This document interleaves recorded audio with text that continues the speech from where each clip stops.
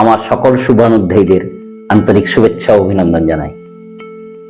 আজকে আমি এই এপিসোডে গ্রাম উন্নয়নের কাজে যুক্ত উন্নয়ন কর্মী বা সম্পদ কর্মীর ব্যবহারিক আচরণ বা গুণাবলী নিয়ে আর একটু বিষয়ে আজকে আলোকপাত করার চেষ্টা করব। একজন প্রকৃত উন্নয়ন কর্মীর অন্যতম গুণ হলো তিনি কাজটা ভালোবেসে করবেন, যে কাজটা করবেন তার প্রতি দায়বদ্ধ থাকবেন, উন্নয়নের মূল উদ্দেশ্যের প্রতি গভীর বিশ্বাস থাকবে। কাজের প্রতি গভীর বিশ্বাস এবং আন্তরিক ভালোবাসা না থাকলে তিনি মানুষ হিসাবে একজন কর্মী হতে পারেন, কিন্তু প্রকৃত উন্নয়ন কর্মী হিসাবে তাকে বলা যাবে না।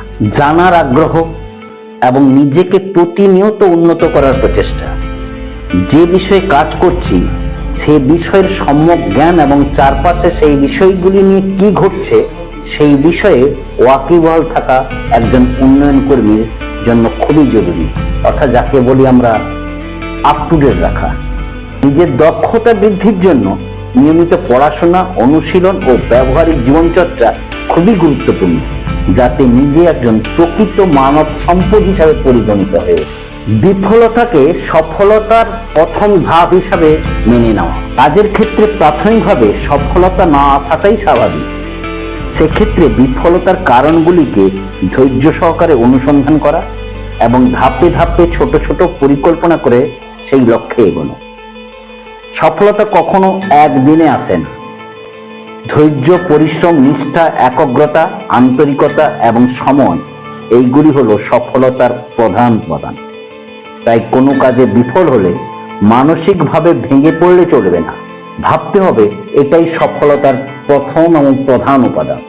উন্নয়ন কর্মীরা যেহেতু বয়স্কদের সঙ্গে কাজ করেন, তাদের মতামত তাদের সঙ্গে নিয়ে কাজ করেন, সেই জন্য তাদের বয়স্ক শিক্ষার রীতিনীতিগুলি সম্পর্কে অবহিত থাকা খুবই প্রয়োজন। যেমন অন্যের কথা শোনার অভ্যাস, অপরকে যথোপযুক্ত সম্মান দেওয়া বা শ্রদ্ধা জ্ঞাপন করা, স্বীকৃতি দেওয়া, কথার ক্ষেত্রে বাক সংযত, রুচিশীল ও মার্জিত হওয়া। যেহেতু জীবনের অভিজ্ঞতায় প্রাপ্তবয়স্ক মানুষরাও সমৃদ্ধ হন, তাই তাদের সাথে পারস্পরিক অভিজ্ঞতার লেনদেন, শিক্ষণীয় বিষয়গুলিকে আলোকপাত করা এবং প্রয়োজন হলে ভালো কাজের জন্য উৎসাহ দেওয়া একজন উন্নয়ন কর্মীর অবশ্য করণীয় কাজ। বেশিরভাগ উন্নয়ন কর্মীকে দলগতভাবে কাজ করতে হয়, অর্থাৎ গ্রুপে কাজ করতে হয়, যেখানে দলের প্রতিটি সদস্যদের মধ্যে পারস্পরিক বোঝাপড়া, প্রতিনিয়ত যোগাযোগ, নিজেদের ঘাটতিগুলি জেনে নেওয়া, অন্যের ঘাটতিগুলিকে সদর্থকভাবে উপস্থাপন করা এবং এটি দল হিসাবে চলা, দলগত শৃঙ্খলা বজায় রাখা, এটা খুবই গুরুত্বপূর্ণ বিষয়। এগুলো একদিনে আসে না, এগুলো চর্চা করতে করতেই আসে। এবং অন্যদের কাজকে মুক্ত কণ্ঠে প্রশংসা করা, তাদের গুণকে সমাদর করা একজন উন্নয়ন কর্মীর প্রকৃত ব্যক্তিত্ব। অর্থাৎ এটাকে আমরা পার্সোনালিটি বলি।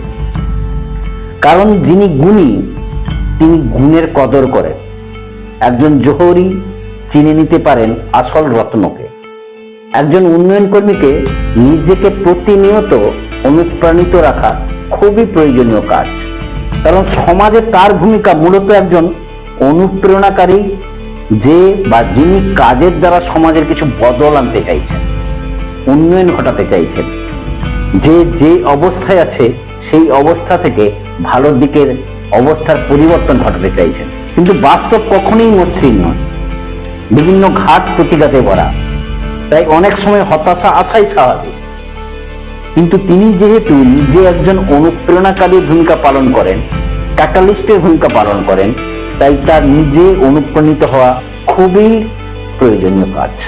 এই জন্য নিয়মিত বিভিন্ন অনুপ্রেরণামূলক বক্তব্য শোনা, বিভিন্ন মহাপুরুষ ও সফল মানুষদের জীবনী পড়া এবং চারপাশে ঘটে যাওয়া অনুপ্রেরণাকারীদের ঘটনাকে লিপিবদ্ধ করা দরকার, যা সময়ে বিশেষে উৎসাহ ও উদ্দীপনা বাড়াতে সহায়ক ভূমিকা পালন করে। মুখে এক আর মনে আর এক, এই দ্বৈত ভূমিকায় অবতীর্ণ হওয়া কখনোই একজন প্রকৃত উন্নয়ন কর্মীর লক্ষণ নয়। অর্থাৎ গ্রামে গিয়ে যাদের সঙ্গে কথা বলছি যেটা জানি না সেটা স্পষ্টভাবে বলা, এটা আমার জানা নেই, আমি জেনে আপনাদেরকে জানাবো, কিন্তু শর্টকাটে ভুল তথ্য পরিবেশন করলে সেটা কিন্তু একটা সময় ওদের কাছে গ্রহণযোগ্য হয়ে উঠবে না। একজন প্রকৃত উন্নয়ন কর্মী চাই একটি স্বচ্ছ ভাবমূর্তি, যা তাকে অন্যদের কাছে গ্রহণযোগ্য করে তুলবে। তিনি যা আন্তরিকভাবে বিশ্বাস করেন সেটাই অনুশীলন করবেন। আজ এই পর্যন্তই। সকলে ভালো থাকবেন। আবার দেখা হবে। নমস্কার।